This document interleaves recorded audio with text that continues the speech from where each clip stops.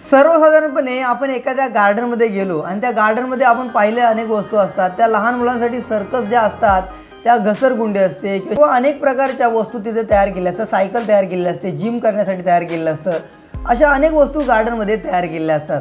तर कधी अशा वस्तू पाहिल्यानंतर आपल्या मोठ्यांना सुद्धा अनुभव घ्यावासा वाटतो।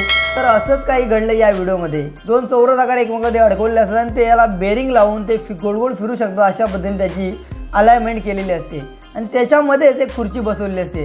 त्या खुर्चीवरती हा तरुण बसलेला असतो, त्याच्या बाजूला ही तरुणी असते, परंतु तिचा लक्ष नसतो हे दोनही गोल गोल विरुद्ध दिशेने फिरतात। पण ही तरुणी उभी असताना तो तरुण बसलेला असतो खुर्चीवरती, तो साचा असतो, ती चौकोन असतो, तो गोल फिरतो म्हणजे ते जो लोखंडाचा जो साचा बनवला आहे तो तिच्या तोंडावरती बसतो आणि तिला अपघात होतो।